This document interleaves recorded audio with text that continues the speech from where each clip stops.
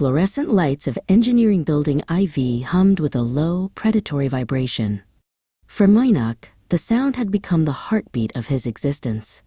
He sat before the glowing altar of his monitor, the lines of his biomechanical code scrolling like digital DNA. He was an alumnus now, his PhD technically finished, yet he remained tethered to this desk by a growing knot of resentment. The code was his masterpiece, the culmination of years of mental attrition, but he felt less like a creator and more like a ghost haunting his own work. Professor William Klug wasn't a monster.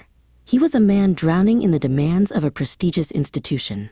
In the quiet of his office, Klug moved like a man pursued by shadows.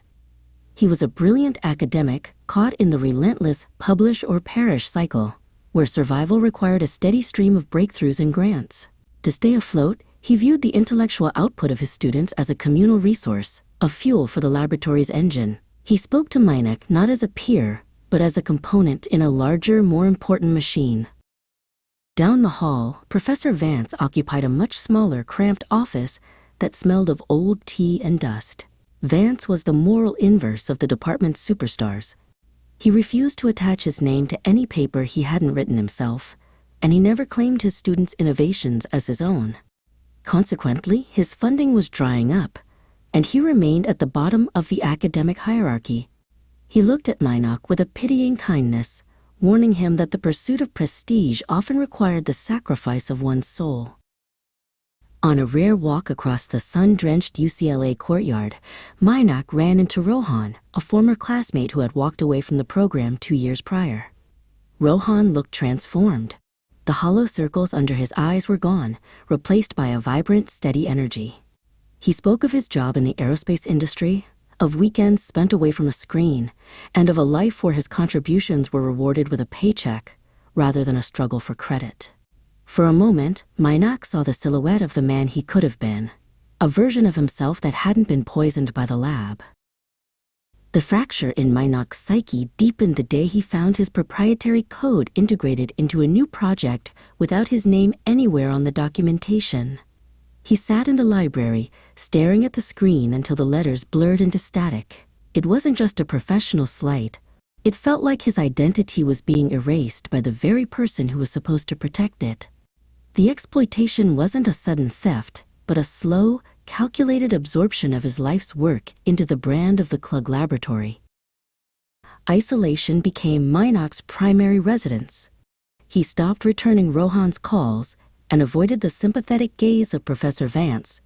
In his small, dark apartment, the walls seemed to move closer every day. He began to compile a digital kill list, a catalog of every perceived betrayal and every moment he felt diminished. The code he had once loved now felt like a weapon that had been turned against him. He was no longer building a career, he was deconstructing a life. The final confrontation began not with a bang, but with a dismissal. Meinach entered Klug's office one last time, seeking a shred of recognition, an admission of the theft.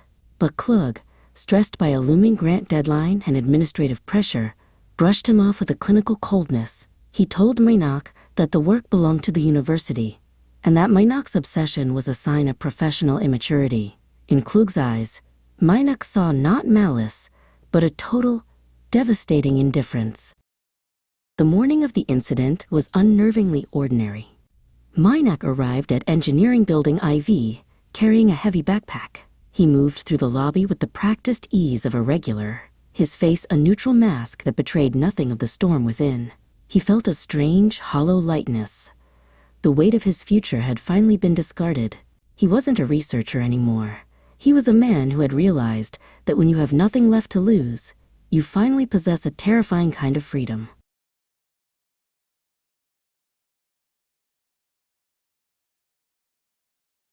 He reached the 4th floor and walked straight to Klug's office. There were no more debates about intellectual property or academic ethics. The complex architecture of their relationship had collapsed into a singular point of violence. As he crossed the threshold, the years of quiet exploitation and the pressure of the academic rat race reached their tragic conclusion. In that small room, the pursuit of knowledge ended, and the reality of a broken man took hold. Hours later, the building was a tomb of silence, surrounded by the chaos of sirens. Professor Vance and Rohan stood together behind the yellow police tape, watching the afternoon sun reflect off the glass of Engineering Building IV. They stood in the wake of a tragedy that the system had manufactured, a collision between a man who felt entitled to the fruits of others' labor and a man who had been harvested until there was nothing left. The code remained on the servers, indifferent to the lives it had consumed.